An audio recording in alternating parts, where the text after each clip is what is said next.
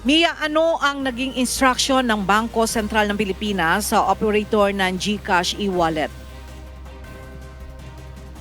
Yes, magandang tanghali, Ella. Nagbaba ng kautusan ang Bangko Sentral ng Pilipinas sa GXthings Incorporated o GCash na ayusin agad ang naiulat na hindi otorisadong pagkalta sa balanse ng ilang mga apektadong mga user ng nasabing e-wallet. Ine-require ng BSP na magbigay ng regular na ulat ang GXI tungkol sa kanilang aksyon ukol sa issue.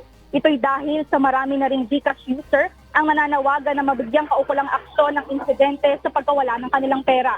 Ayon sa official statement ng BSP, sila ay masusing nakikipag-ugnayan sa GXI upang tiyakin na agad na malulutas ang problema. Sinabi rin ng BSP na batay sa unang ulat ng GCash sa kanila, ang insidente ay dulot ng isang error sa sistema. Tiniyak naman umano ng GCash na ang mga account ng user ay ligtas. Dagdag pa ng ahensya, pinoproseso na ng GCash ang pagre-refund sa mga GCash owner ng kanilang mga nawawalang pera. Nangako naman ng BSP na mas malalim na investigasyon upang tuklasin ang mga posibleng kahinaan at susuriin kung nasa tamang pagsunod ang GCash sa kanilang mga regulasyon at polisiya.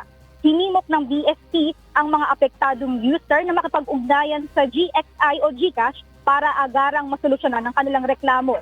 Dagdag ng BSP na kung ang mga affected user ay hindi naging kontento sa naging pag-aasikaso ng GCash, ay maaari nilang i-escalate ang kanilang issue sa BSP online body sa pamamagitan ng alinman sa mga sumusunod na channel ng BSP. Yan muna ang update mula dito, Ella. Mia, meron bang assurance na ang Bangko Sentral na maibabalik yung buong pera na nawala sa kanila? Ella, ayon nga sa official statement ng Bangko Sentral ng Pilipinas, patuloy pa rin sila na nakikipag-coordinate sa GCash o sa GXI para siguruhin na maibabalik sa mga nawalan ng pera ang kanilang pera.